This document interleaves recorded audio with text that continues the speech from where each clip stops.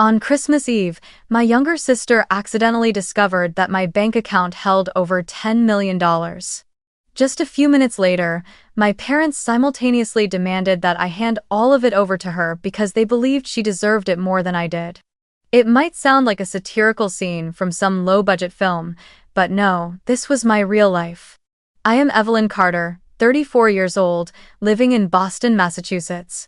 I never imagined that I would find myself sitting under the flickering lights of the Christmas tree, with the clinking of wine glasses and the smell of roasted turkey in the air, only to hear my own flesh and blood declare that the achievements of my entire life did not belong to me. I share this story not to boast about money, but to speak about a harsh reality that many people may recognize. There are families who will never see you as a person with dreams and efforts. To them, you are nothing more than an endless supply for their constant demands. Have you ever felt as though your family saw you as nothing but a walking bank account instead of a real human being? If you have, let me know where you are watching this from so I know I am not alone in this experience. I was born and raised in Boston, a harbor city filled with cold winds and salty mist. I was the eldest child in the family, and to be fair, my early years were not so bad. I was not overly spoiled, but I was not neglected either. My father took me to the park on weekend afternoons, my mother taught me to write my first letters at the kitchen table, and on my birthdays, they always remembered to buy me a small cake with a few candles. I once thought that although far from perfect, my family was at least normal. But then, one event changed everything. The birth of Chloe. She was born premature, when my mother was only 7 months pregnant, and I still remember that cold winter night, the phone ringing urgently, Aunt Linda appearing in her thick coat, urging me to get dressed quickly so we could rush to the hospital. In the mind of an 8-year-old child, everything felt blurry and chaotic, except for one thing that became painfully clear. From that moment on, I was no longer the center of this household. Chloe was tiny and fragile, kept inside an incubator for weeks. The doctors gave endless instructions, and my mother was nearly drained from worry. When Chloe was finally brought home, our 2-story apartment in the Boston suburbs instantly turned into a quarantine zone. The sharp smell of bleach lingered everywhere, bottles of disinfectant lined the shelves, and hand sanitizers appeared on every corner of the tables. My parents saw every germ as a hidden enemy, and sadly, in their eyes, I, a healthy 8-year-old, also became a potential source of infection. If I so much as sneezed, they would stuff clothes into my backpack and send me off to Aunt Linda's. If I coughed lightly, I was immediately shipped to Grandma Margaret's until I was considered safe again. At first, I found it amusing. At Aunt Linda's house, I could eat as many cookies as I wanted. At Grandma's, I listened to stories about the vintage jewelry she kept in an old wooden box. But that childish joy quickly faded as I slowly realized the truth. I wasn't being sent away to enjoy myself, I was being excluded. To my parents, every breath I took, every sneeze that escaped, meant a possible threat to their fragile newborn. The tension in our home grew heavier with each passing day. My mother scrubbed the floors until her hands cracked from the chemicals. My father established strict new rules. Before stepping into the living room, we had to change shoes and wash our hands in a basin of disinfectant. I can still remember the stench of bleach clinging to my blankets, haunting me even in my sleep.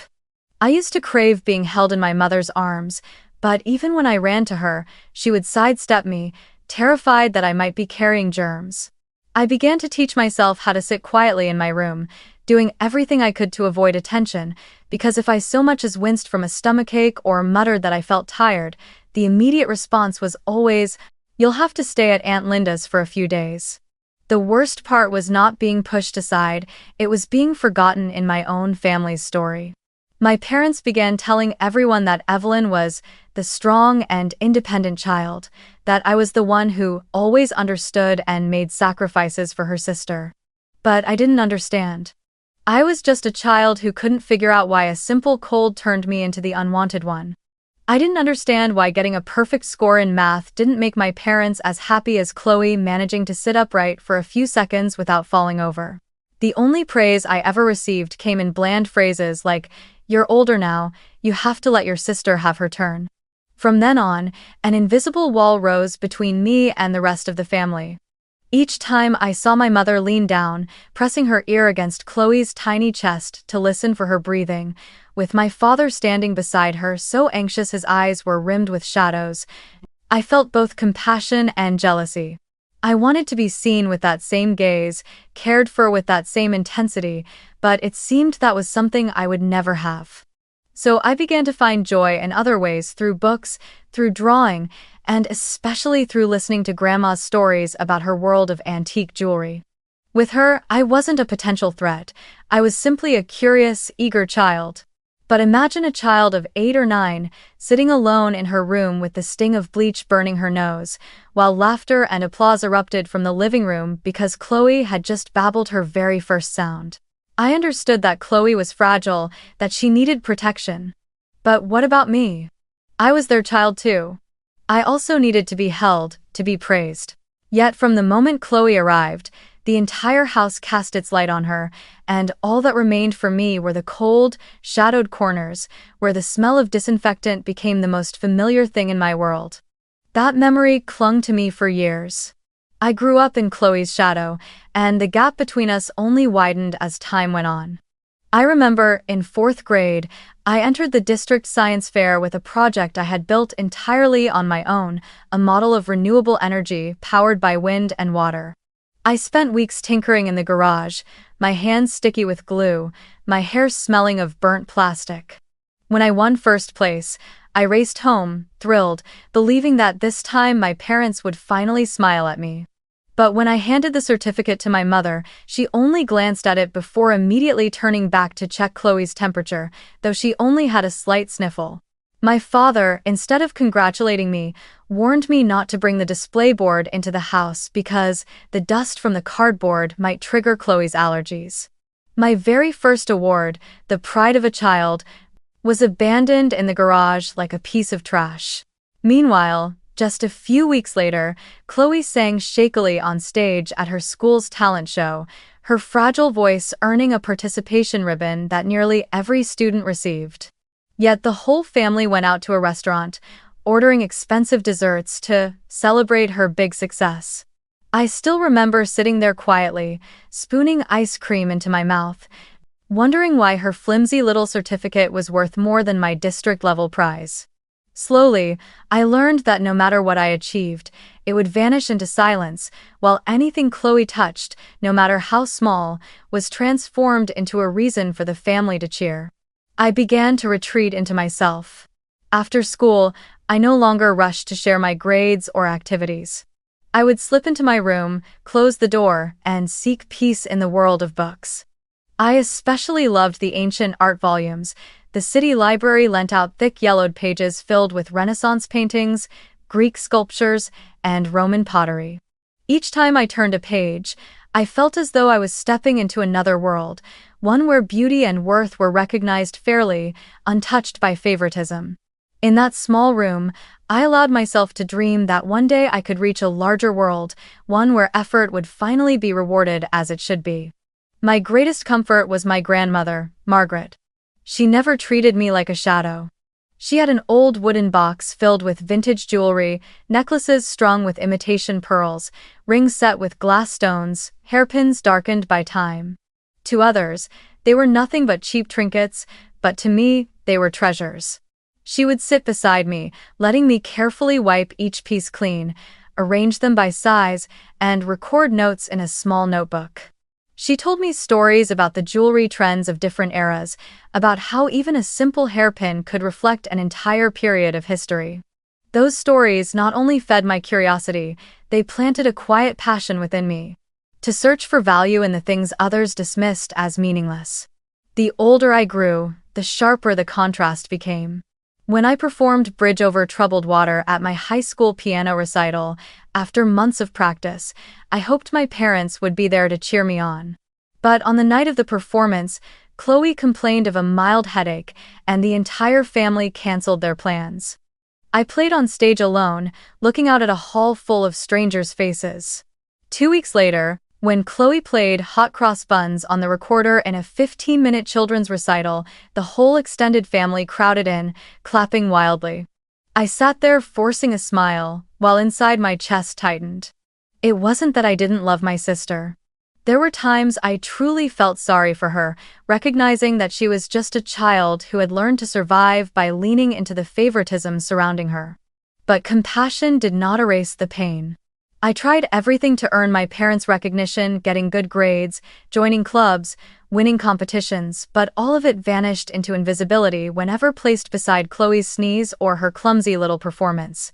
Slowly, I came to realize that in that house, I was nothing more than the backup, the one who existed to shoulder what she couldn't, and to disappear whenever she needed to shine.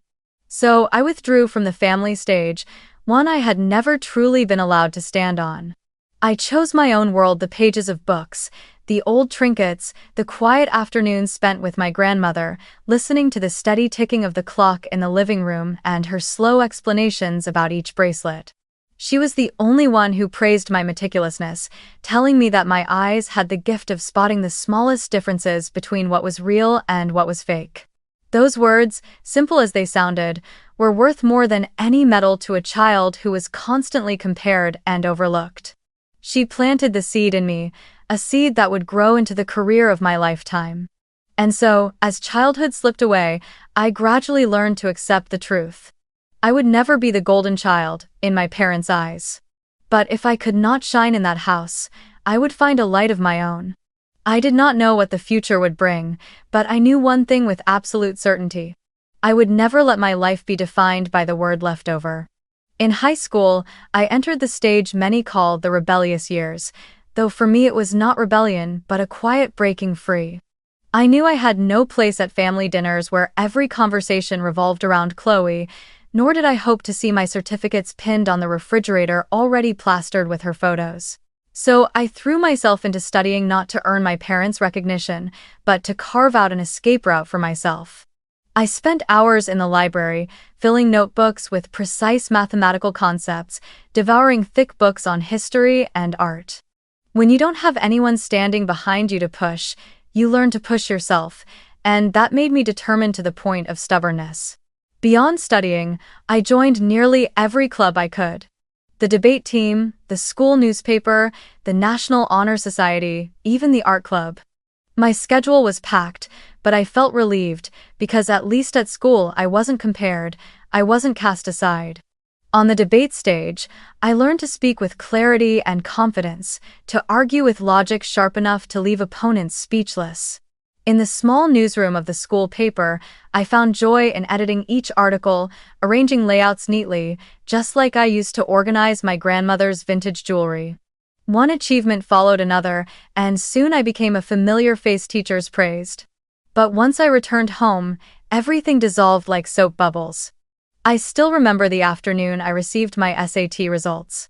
My hands trembled as I stared at the number, a perfect 1,600. I printed out the score report, rushed home, my heart racing with excitement. I thought, this time, surely they'll notice me. But when I held the paper out to my mother, she only whispered, "That's nice, but later, dear. Chloe's studying for her English test tomorrow, don't distract her." Chloe looked up and smirked. Some people have to work hard for their scores. Not everyone is just naturally gifted, you know, sis. My mother even chimed in, every child learns differently, don't make your sister feel pressured. And just like that, my perfect 1,600 was set aside, while Chloe's English test, marked with a mere 77, was proudly pinned to the refrigerator with a handwritten note. "We are proud of you." In that moment, I understood that any expectation I placed on my parents was useless. I decided I would no longer wait for their praise, I would let the world outside see me instead. I prepared my entire college application by myself, writing essays, requesting recommendation letters, filling out financial aid forms. I did it all alone because I knew that if I mentioned it to my parents, they would only worry that Chloe might feel left out.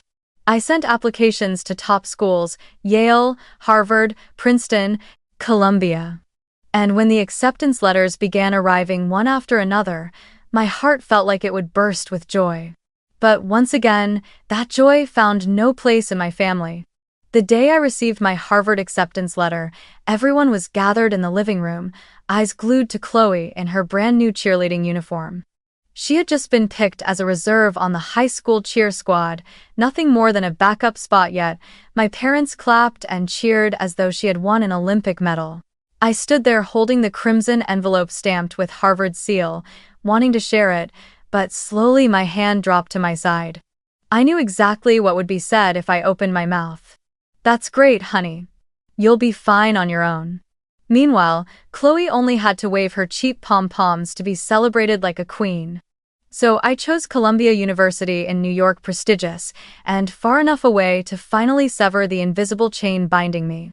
I applied for a full scholarship and was fortunate enough to receive it. That night, I sat alone in my room, unfolding the letter as tears spilled down onto the bold word, "Congratulations." They were not tears of sadness, but of release. I had opened a door for myself out of that house, and out of the role of the forgotten child. The day before I left Boston, Grandma Margaret came to see me. She sat on the edge of my bed, holding my hand, her eyes glowing with pride in a way I had never once seen from my parents. Quietly, she handed me an envelope. Inside were $500 bills, money she had saved from her small pension. "Evelyn," she said, "I know you're going to make it. It isn't much, but I want you to have a good start.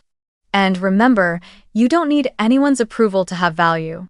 You only need to believe in yourself."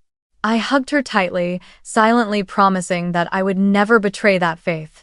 On the day I left, my parents claimed they were too busy taking Chloe to a cheerleading competition to see me off.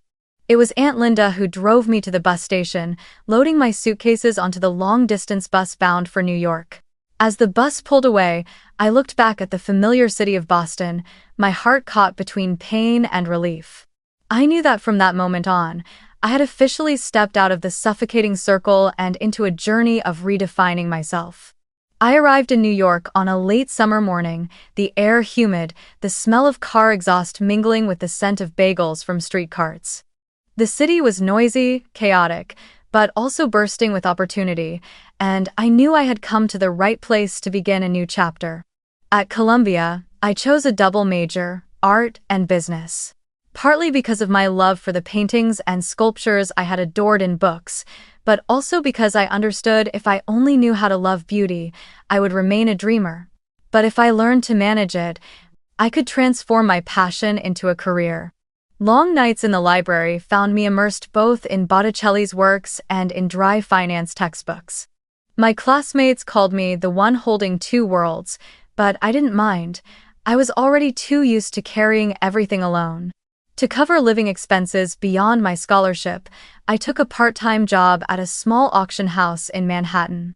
It was an old building, the wooden stairs creaking with every step, the air filled with the scent of old paper and worn leather. At first, my tasks were simple: taking notes, arranging items, dusting off jewelry boxes.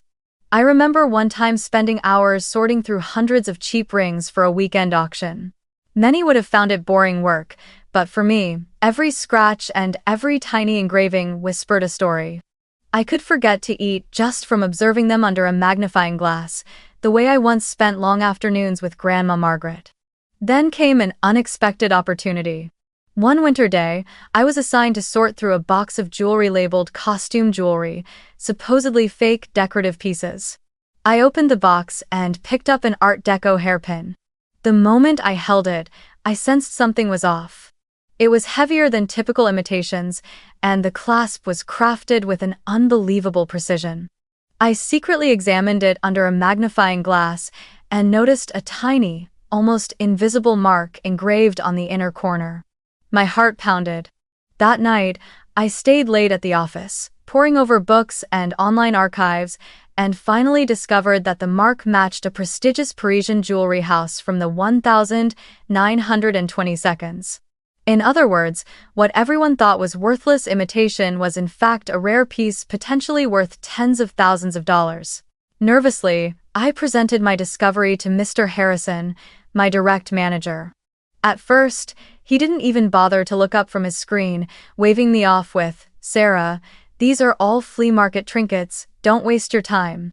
I bit my lip, gathered every ounce of courage, and laid out the evidence I had prepared. Comparison photos, historical references, and detailed notes on the hallmark. I spoke with a steady voice, nothing like a timid student working part-time. At last, he paused his typing, looked directly at me, and for a moment his eyes flickered with surprise. "All right," he said slowly, "let me check again." A week later, the hairpin went up for auction. The starting price was only a few $100s, but once the collectors recognized the hallmark, the bidding war erupted. In the end, it sold for over $40,000. The auction room buzzed with excitement, while I sat quietly in the corner, my heart racing with both joy and disbelief. Harrison came over, shook my hand, and for the first time called me by the right name. "Evelyn, you have a rare eye. Don't waste it." In that moment, I knew I had just laid the first stone on the path of my own future. From that point on, he began to trust me more. Instead of sending smaller collections straight to the costume jewelry pile, he started letting me examine them first. I threw myself into the work with unrestrained passion. Every piece of jewelry felt like a mystery waiting to be solved, and I was the one hunting for clues. I learned how to distinguish the clarity of diamonds, how to read faint engravings, how to recognize the craftsmanship styles of different decades. I recorded everything in a thick notebook, which eventually became a reference guide for the entire team. That work not only sharpened my skills, but also gave me something rare, the feeling of being recognized. Unlike my parents, no one here cared who I was or compared me to Chloe. They only cared about results that I had uncovered value where they had overlooked it. I gradually became the secret eye of the auction house, the one who could see what others could not. Because of this, my college years unfolded differently. By day, I attended classes, taking diligent notes, striving to keep up with two demanding majors. By night, I sat in the small office of the auction house, my eyes straining under the warm yellow light as I studied each piece of jewelry as though it were the only world that mattered. I worked relentlessly, but I never felt exhausted because I knew I was inching closer to the person I wanted to become. When I graduated, I stood on stage receiving my diploma with the honor of summa cum laude, holding in my hand an official job offer from the auction house. My parents didn't attend, they were busy taking Chloe to some sporting event. But Grandma Margaret sent me a handwritten letter, her shaky script reading, "Evelyn, I am prouder of you than anything else in this world. Never let anyone make you believe you are invisible again." I held that letter, tears falling onto the page, and I swore I would make her blessing come true. I was no longer the child abandoned in the stench of bleach. I had found my own light, and it all began with an Art Deco hairpin mistakenly tossed into a box of fakes. After working at the auction house for several years, I began to feel an urge I had never dared entertain before. To open my own company. Why not? I had proven to myself and to the auction world that my eye never missed a detail. I had built credibility through discoveries no one else had noticed. But I also realized another truth.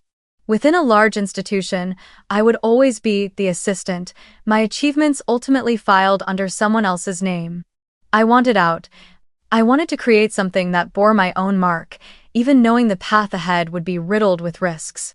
So I gathered all my savings, along with a small loan from the bank, and rented a tiny office in Brooklyn.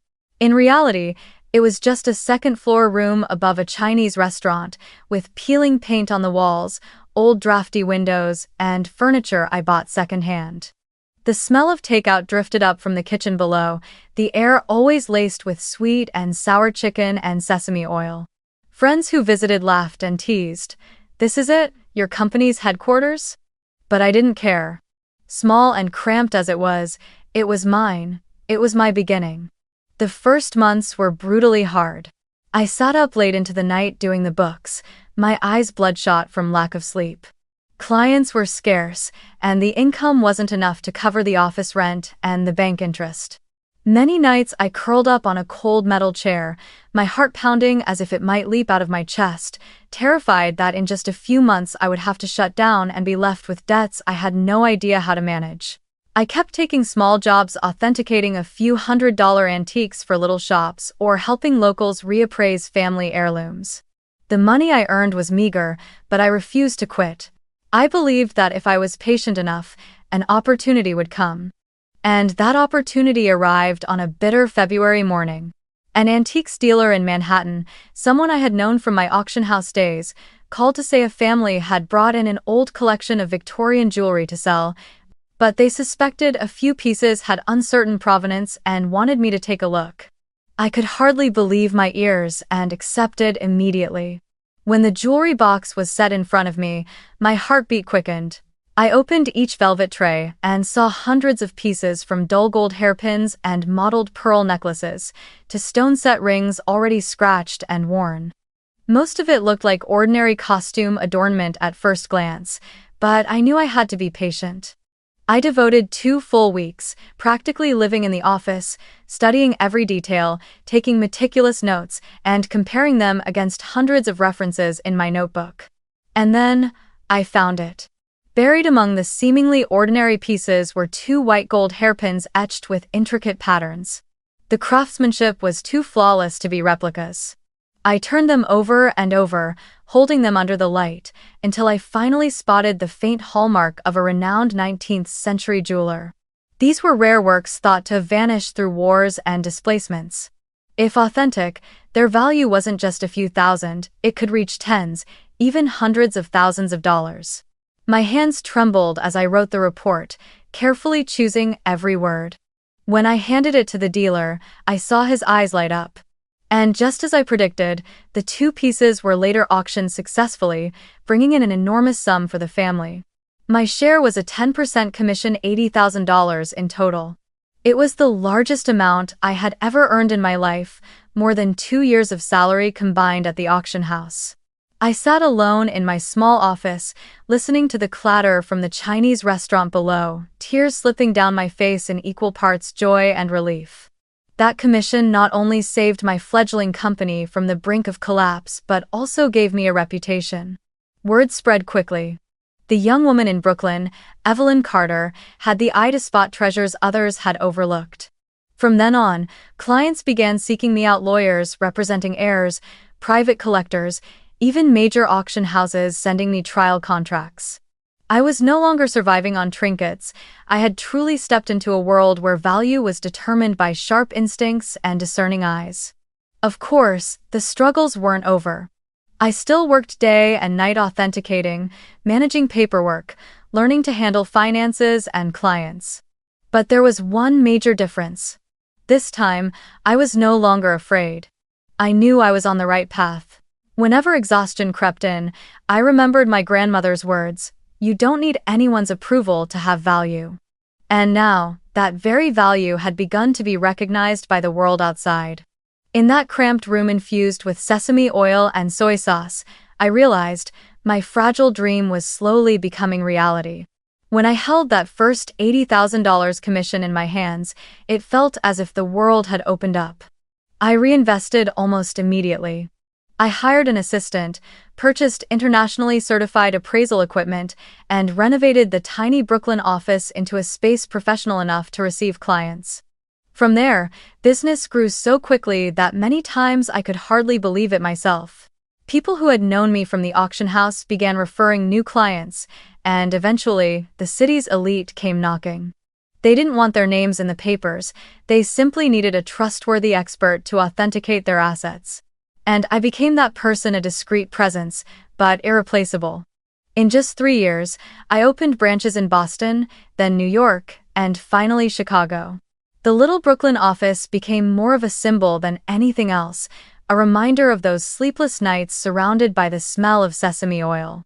Each time I cut the ribbon at a new opening, I would stand still for a few seconds, wondering if the little girl Evelyn, who was once sent to Aunt Linda's every time she sneezed, could have ever imagined this moment. My clients now were ancient, wealthy families, notorious collectors, even insurance corporations in need of valuation experts. I appeared in a few industry publications, quoted anonymously in financial magazines, but I continued to avoid public interviews. I didn't need the spotlight, I only needed credibility. And yet, in another world, I was still Evelyn, the eldest daughter running a little trinket shop. Every time I returned home for Sunday dinner, my mother introduced me to her friends with a tone half apologetic, half pitying. "This is my eldest daughter. She does little odd jobs with old jewelry. Not rich or anything, but she works hard." My father would add, "Yes, she doesn't make much, but she lives simply, frugally, and still manages to send money to help us." I would sit there, dressed in a discreet designer dress, a platinum credit card tucked inside my wallet, and simply smile. I was far too used to being diminished. The irony was that I really was sending them money. At first, it was $5,000 a month, later it increased to $7,000, all under the label of family support. I lied, telling them I lived frugally in New York, surviving on instant noodles and pinching every penny, and that the money I sent home came from the tiny job I was barely holding on to. My parents believed it completely. They told the neighbors I was the dutiful daughter, willing to struggle so the family could pay off debts, while in reality, every time I wired money, I was signing contracts worth hundreds of thousands of dollars. There were nights when they sat around lamenting. Our poor eldest, living so hard yet still providing for this family. And I had to bite my lip to keep from laughing.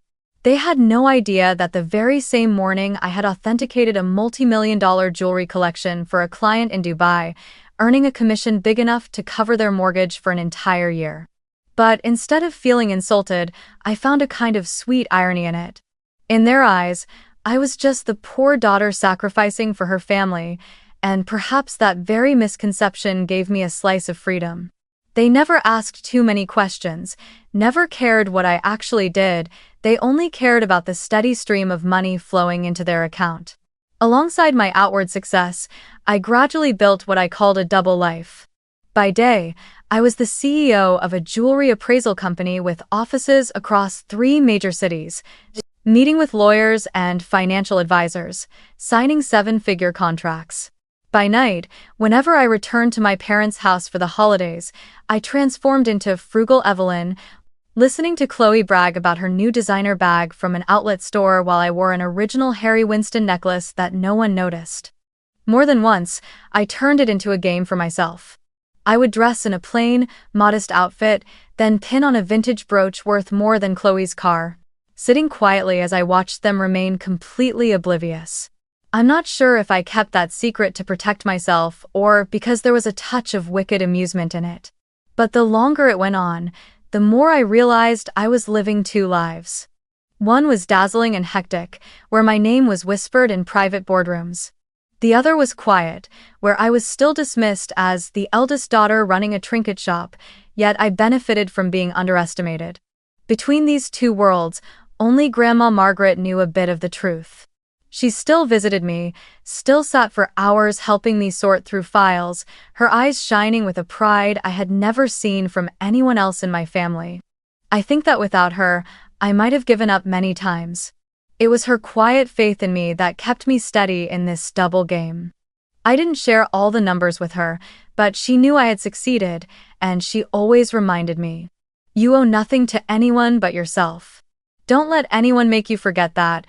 Her words became the red thread I clung to, especially when I sat in my parents' kitchen, listening to them discuss which private MBA program Chloe should attend, before turning to ask if I could pitch in just a little more. To them, I was the poor one sacrificing. To the outside world, I was an irreplaceable expert. And I, caught between those 2 images, kept moving forward, half amused, half bitter, but never forgetting my goal: to protect what I had built with my own hands. That Christmas arrived in Boston's familiar chill, snow piled high along the streets like powdered sugar on a giant cake. My parents' house had always been known for hosting large parties every year, relatives from near and far, my parents' old friends, even neighbors they barely knew. But that year, I received a call from my mother in mid-December, her voice weak as she sighed. "I don't have the strength to cook for 30 people anymore. This year we'll just have to keep it simple, everyone can bring something." Her words caught in my throat. My mother's idea of simple meant dry turkey, bland boiled vegetables, and clumsy desserts politely praised by guests. For a fleeting moment, The thought crossed my mind. If I stepped in to handle it, at least everyone would have a proper dinner. So I offered, "Let me handle it, Mom. I'll order catering. Everything will be taken care of." She hesitated. "But how can you afford that? Where would the money come from? Don't tell me you're taking out a loan." I swallowed a laugh. If only she knew that a single morning's work of mine could cover the entire event, but instead I just said, "Don't worry, I've been saving." I contacted an event company I often used for my VIP clients. They specialized in elegant parties, curated wines, and elaborate multi-course menus. I chose the very best slow-roasted beef ribs in red wine sauce, imported chocolate desserts, everything top tier.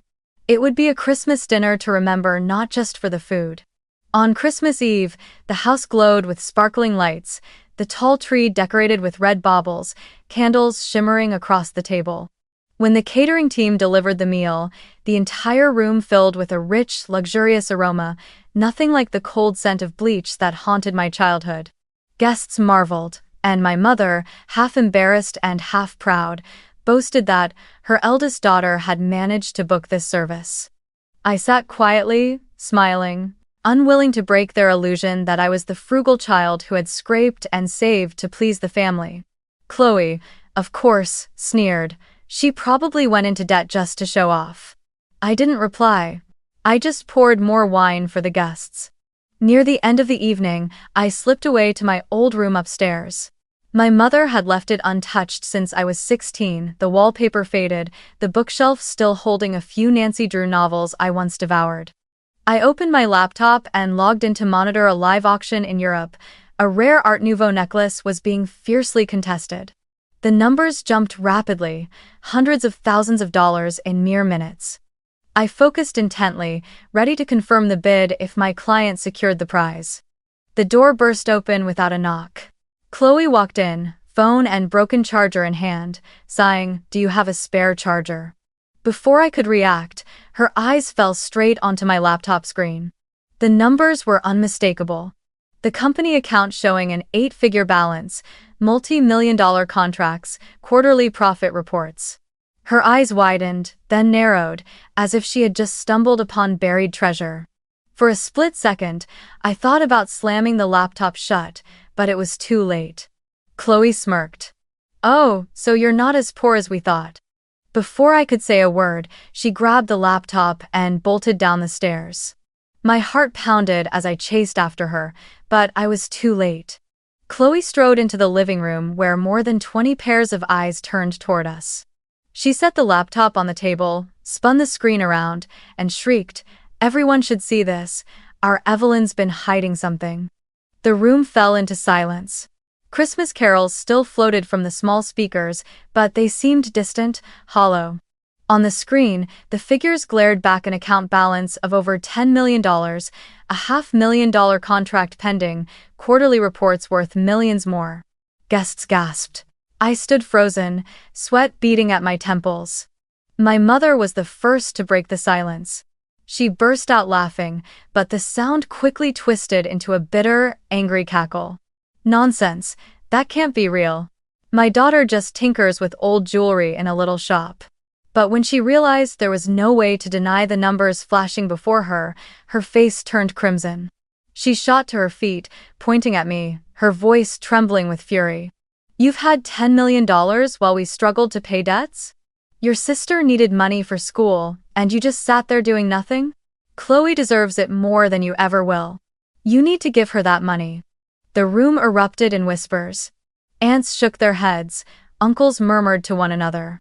Chloe clutched her chest and broke into sobs. "I trusted you, I confided in you, and you hid this from us. I'm the one who deserves it. You've betrayed the family." My father slammed his hand against the table, his voice sharp and commanding. "Who do you think you are? We raised you. Now it's time you repaid us all."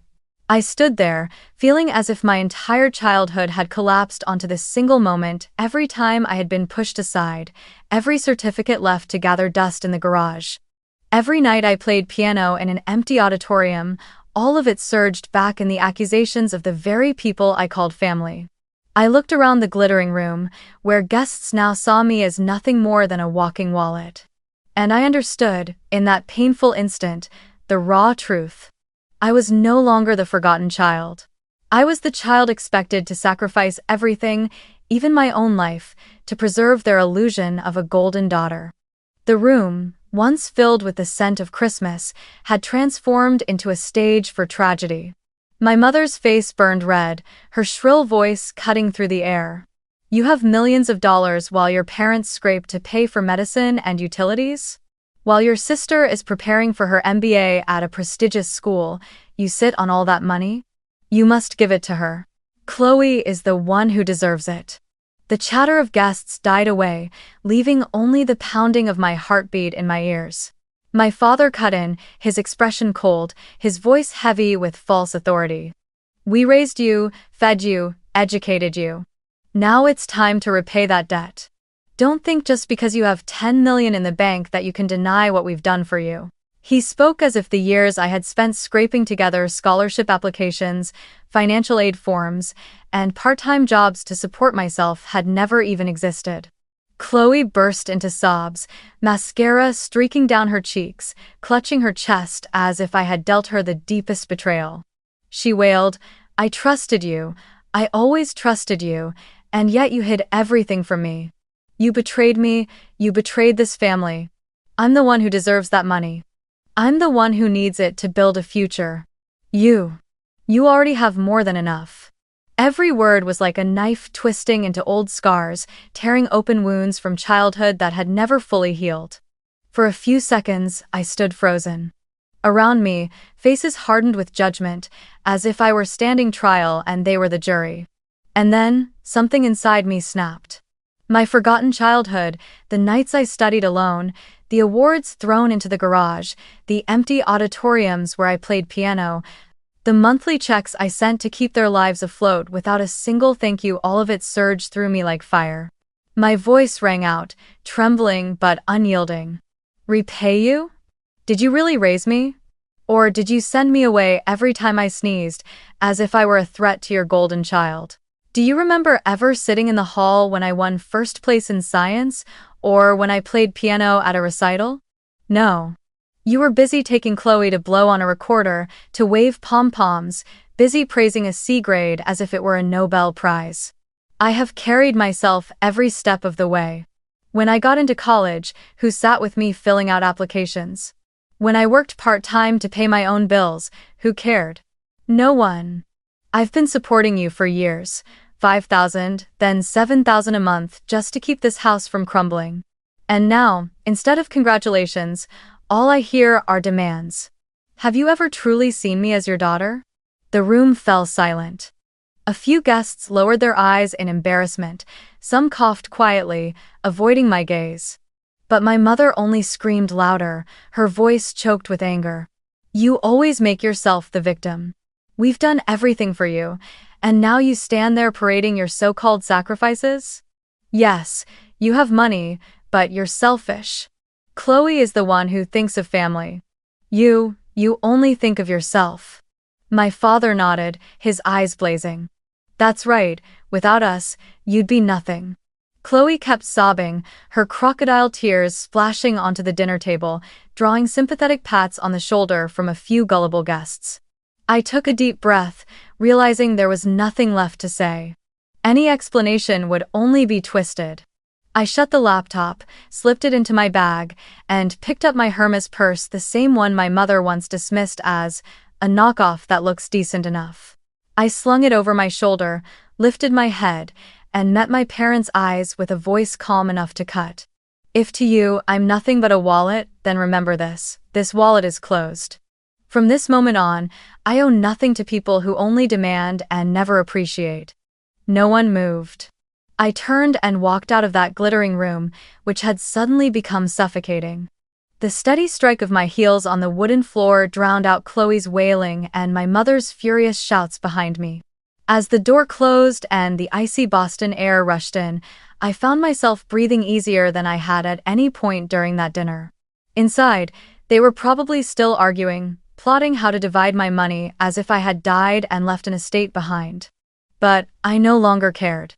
That Christmas night, I left behind not only a chaotic dinner, but also a family that had turned its back on me long ago. And this time, I did not look back. I left that Christmas dinner in a cold so sharp it burned my skin, but I hadn't even made it home before my phone started buzzing nonstop. When I looked, there were more than 20 missed calls, most from my mother and Chloe. The messages began flooding in. "You can't just walk out like that. We need to talk, don't make things worse. You owe this family, don't forget it." That night, I turned my phone off, but by the next morning, when I switched it back on, the number of messages had passed 100. Even distant relatives, people I hadn't spoken to in years, suddenly felt the need to weigh in. An aunt in California wrote, "Evelyn, family comes first. Money means nothing if it costs you your kin." An uncle I hadn't spoken to since I was 10 called out of the blue, his tone pompous, "You have to share, family doesn't keep score." I laughed bitterly. So, the moment rumors of $10 million spread, everyone seemed to believe they had a right to pass judgment. Chloe, of course, chose a different route: social media. The very next evening, she posted a long message on Facebook, attaching photos from the dinner with a caption. "Some people in the family are filthy rich yet still let their parents struggle with debt, still force their little sister to fight for scholarships. It's heartbreaking to discover such betrayal on Christmas night." The post spread like wildfire. Old high school classmates I hadn't spoken to in years chimed in with comments, "So disappointing. I thought Evelyn was kind-hearted." Some people even sent direct messages attacking me. "You're selfish. Don't you feel ashamed?" I read a few lines, then quietly deactivated my account. Not because I felt shame, but because I knew arguing online would only turn me into a spectacle. A week later, before the storm on social media had even settled, the chaos found its way to my workplace. On Monday morning, I walked into the Boston headquarters, our sleek glass building on the main avenue, when the receptionist called urgently over the intercom. "Miss Carter, 3 visitors are here, they say they're your family. They're waiting in the lobby." A chill ran down my spine, but I went forward, and the sight froze me in place. My mother, father, and Chloe were already seated on the sofa, their expressions taut, as if they were attending some high-stakes business meeting. Chloe clutched her Michael Kors bag tightly, her eyes red but glittering with calculation. "We've discussed it," my father began, his voice solemn. "And we believe you should establish a trust fund for the family. Your mother and I need a vacation home in Florida for retirement. Chloe needs at least $2 million to launch her career and pursue her MBA. That would be the fairest arrangement." My mother nodded firmly, adding, "You have $10 million. Giving away a few million won't leave you lacking. This is responsibility, this is your duty as a daughter." Chloe curled her lip and chimed in, "If you really cared about me, you wouldn't hesitate. I deserve this opportunity." I stood there, cold inside. Their words weren't a request, they were a command. They had walked into my company's headquarters as if it were their personal bank, and I was just the cashier. I took a deep breath, met their eyes, and said clearly, "You've made one mistake. This isn't our money, this is my work. I sent money every month for years, thinking it was at least support for my parents.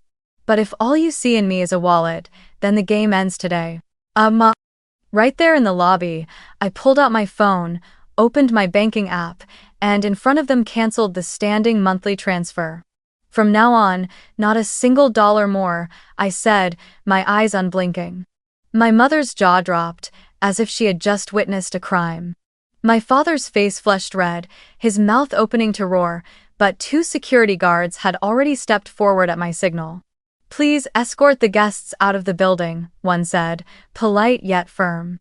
Chloe thrashed and sobbed, "You're cruel. You'll regret this." But she too was guided away. The image of the 3 of them, my father, my mother, and my sister, being led out of the building while my employees looked on with wide-eyed curiosity, seared itself into my memory as a point of no return. Of course, it didn't end there. In the days that followed, I received a flood of emails, calls from unknown numbers, anonymous messages, all repeating the same refrain. "Family is everything. you should share. I knew immediately that my parents and Chloe had enlisted relatives and acquaintances to pressure me. I didn't respond to a single one. Instead, I called my lawyer and laid out the entire situation. He listened quietly, then after a pause, said, "We'll send a cease and desist. This behavior could be considered harassment, even extortion. You don't have to endure this any longer." A week later, the legal letter was delivered directly to my parents with a clear warning. If they continued contacting me to demand money, they could be taken to court, facing consequences that would threaten both their reputation and their assets. From that day forward, my phone fell into an unfamiliar silence. No more demanding texts, no more late-night calls. Instead, I heard through acquaintances that my parents and Chloe had begun spinning a different story. That they had never wanted my money. That they were praying for me to be saved after I had supposedly been blinded by wealth. I didn't argue. They could say whatever they wanted, as long as they left me alone. That Christmas closed with the slam of a door, and behind it stretched a long, unbroken silence. But in that silence, I felt lighter than I ever had. I had cut the invisible chain that had bound me for decades. My family had turned away, my relatives whispered, and social media passed judgment, but none of it mattered anymore. What mattered was that, for the first time in my life, I knew I owed nothing to anyone. 6 months after that fateful Christmas Eve, my life had shifted into a new chapter.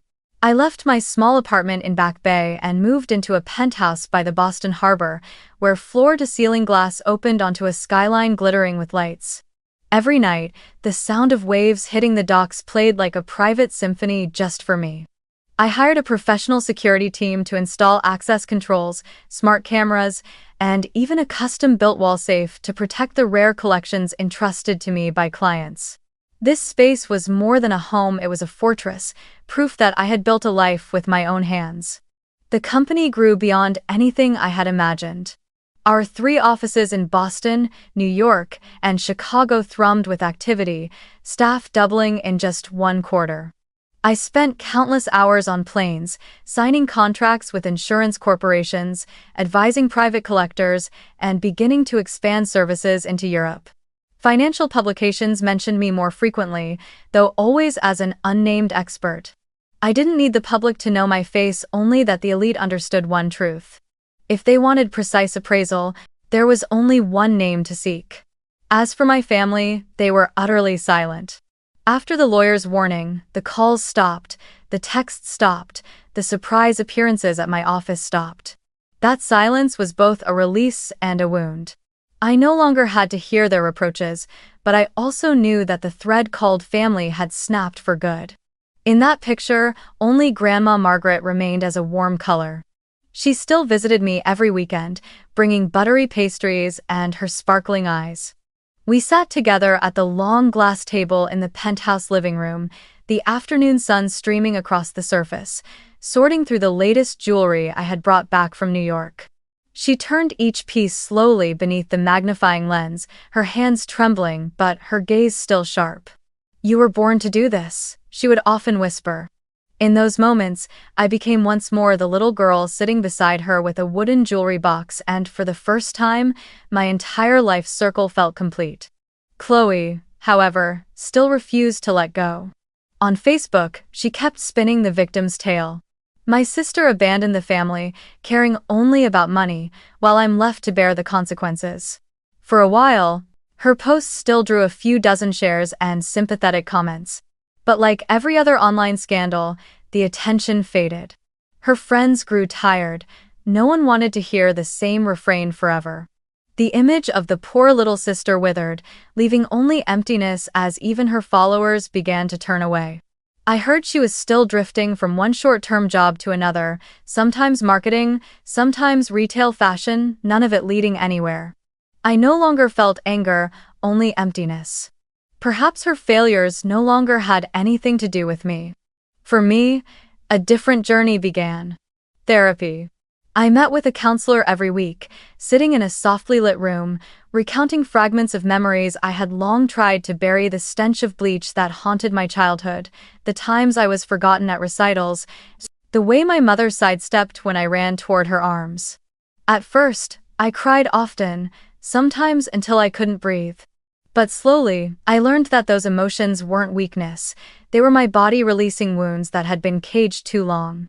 I learned to set boundaries, to say no without guilt, to acknowledge that I had done enough, and that I owed no one anything more.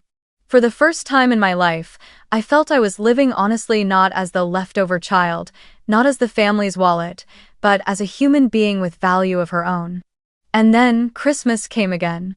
I stood in my penthouse overlooking Boston Harbor, the colored lights reflecting across the dark water. On the large wooden table, I placed a vintage silver necklace, the gift my grandmother had given me years ago. It wasn't worth nearly as much as the pieces I appraised every day, but to me, it was priceless. It was the symbol of the rare love I had ever received from blood family. I sat down, watching the necklace sparkle under the warm glow of the lamp, and remembered everything.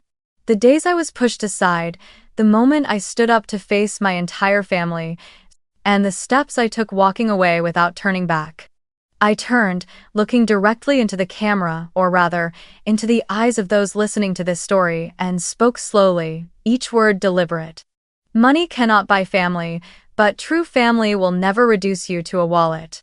If your family doesn't respect you, if they only demand and never see you as a person, then have the courage to draw your boundaries. Remember, you can choose your own family, the ones who value you, who lift you up, and who love you for who you truly are. Outside, the waves kept breaking against the shore, the city lights continued to blaze, and for the first time in my life, I felt as calm as a still, unbroken sea.